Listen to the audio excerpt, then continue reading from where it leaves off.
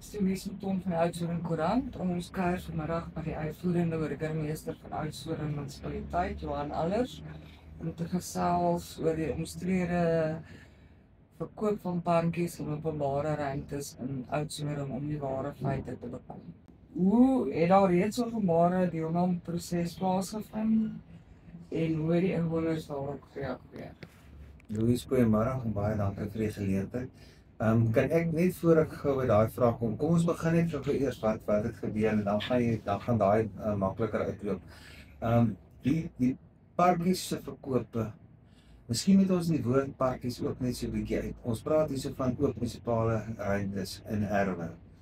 2022 het die munisipaliteit het raadslede al begin praat met mekaar oor ons parkies wat uitmekaar uitval, al die ewel en goed wat gebeur in parkies en die netheid van die parkies. So dit is 'n gesprek wat al lankal gaan kom. 'n Munisipaliteit het beperkte fondse, so om munisipaliteit belastingbetalers se geld te vat en te konsentreer op parkies is nie altyd haalbaar, veral nie in klein munisipaliteite soos Oudtshoorn nie. So dit is altyd 'n moeilike besluit om finansies te skuif na iets wat dit is nie doodsaak nie. Dit is ongelukkig die feite op die tafel. So die 25ste Junie 2025 hierdie jaar het die raad 'n besluit gemaak en miskien dit gaan baie van die ongeruim of aan die omstrede goed so waarna jy verwys uit die weg ry. Miskien moet ek net vir jou lees wat was die raadsbesluit. Dit is ongelukkig in Engels, maar kom ek probeer my Engels ook.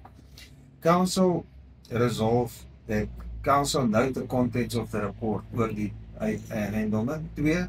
Council resolved that the properties listed in Annex A are not needed to provide the minimum level of basic municipal services as contemplated in Section 14(2) of the MFR. 3.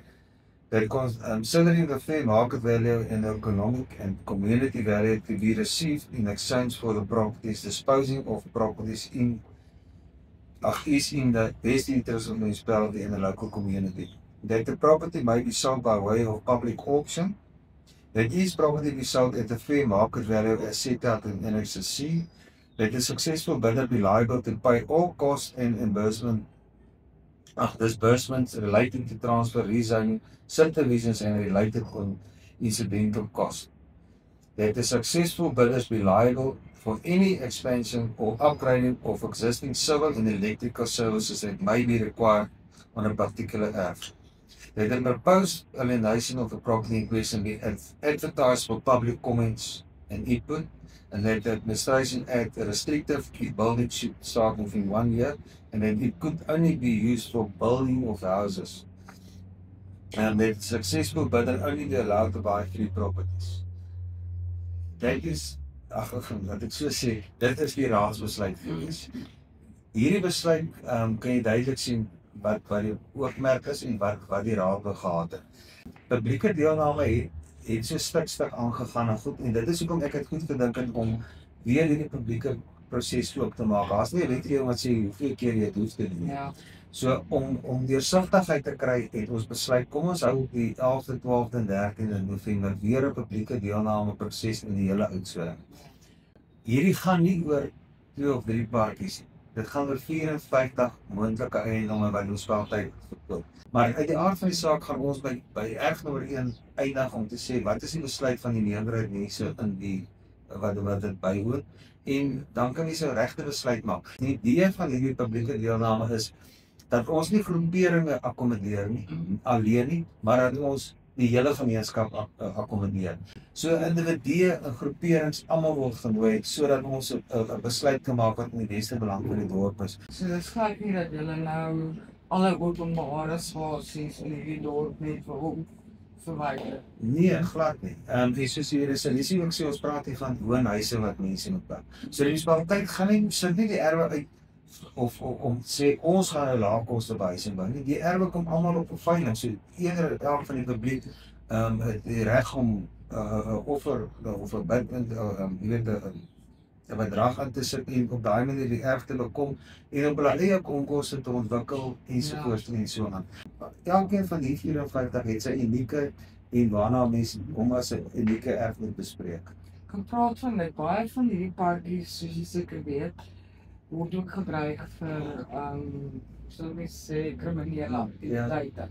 Wat gaan uitvoeringsmunisipaliteit dan doen om te verseker die plekke, die parkies wat nou oorbly of die oop ruimtes, dat dit veilig is vir die publiek, dat daai tipe insidente en dinge nie meer daar plaasvind.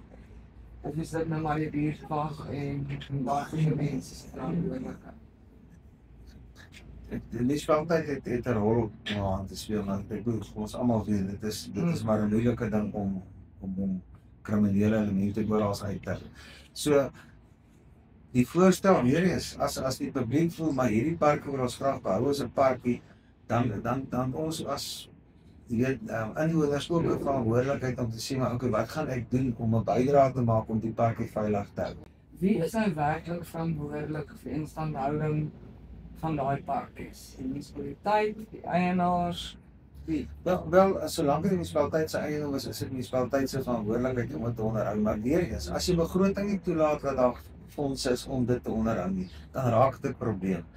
Jy kan tog nie geld sny om jou watervoorsiening vir die dorp te verminder of jou belastinggeld of jou kapitale uitgawe wat jy op water spandeer nou weer na ander kanaal te sit, soos byvoorbeeld parkies.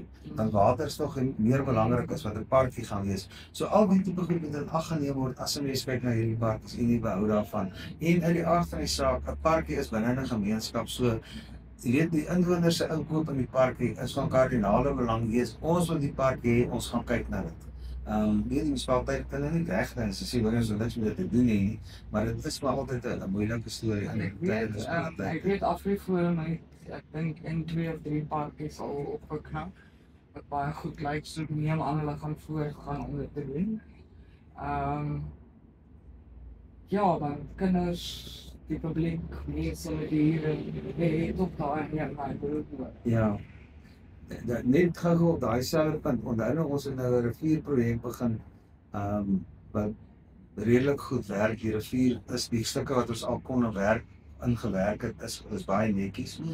Mense kan daai rivier gebruik om te loop, te hardloop en die hond te loop of wat ook al. So ons munisipaliteit het ook eintlik nou verbeter op koopruimtes. Ons het nou baie groot areas wat bygekom het wat ons nie voorheen kon gebruik het nie as gevolg van jou misdaad oor riviere, die bos en so aan.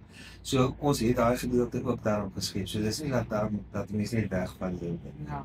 Is daar sekere gedeelteparke wat uitgesluit is van hierdie voorstel van of jy beplan, veral die wat histories of ekologiese waarde. Dit is nou juist as ons nou daar is die 54 wat huidiglik geoormerk is. In die publieke deelnameproses gaan mense sit en sê maar hoor die parkie nommer 10 of oop ruimte nommer 10 het die of daai dit wat ander mense dalk nie van weet nie. En dan word daarna gekyk. Dit is presies hoekom ons die publieke deelnameproses so wyd is moontlik maak sodat mense regte besluite kan maak met dit. Wat is die tydlyn en beoogde begin en voltooiingsdatum vir die hele projek? Kyk, as ons nou die publieke deelname in die middel van November, dan kry ons nou, dan moet daai goed ontleed word, dan sit ons oor Desember.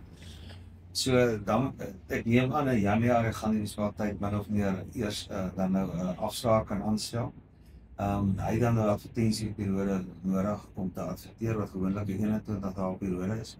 En dan is dit die veiling, kom ons sê dis einde Februarie kan jy dalk miskien by die veiling uitkom. Nou word die eiendom verkoop. Nou moet daar 'n akte registrasie plaasvind wat 6 weke min of meer vat. En so die eienaar van die grond kan teen 1 April moontlik die nuwe eienaar van sulke erwe wees. Ek voorsien nie voor dit nie. En dan het daai persoon natuurlik nou 'n 12 maande tydperk om dan nou te bou op die perseel. Van hierdie erwe was al reeds voorheen ook uit, maar dit was op tender. Die probleem is met 'n tender is daar's baie staatsamptenare, onthou nou ons praat nie van parkies. Daar's gewone erwe wat ook op hierdie lyste is. 'n Staatsamptenaar, iemand wat 'n onderwyser is of polisieman of in die staat werk, mag jy tender. Maar nou is dit 'n publieke veiling, so enige persoon kan nou na daai publieke veiling toe kom en daai erf koop, wat dan nou weer 60 is en so aan.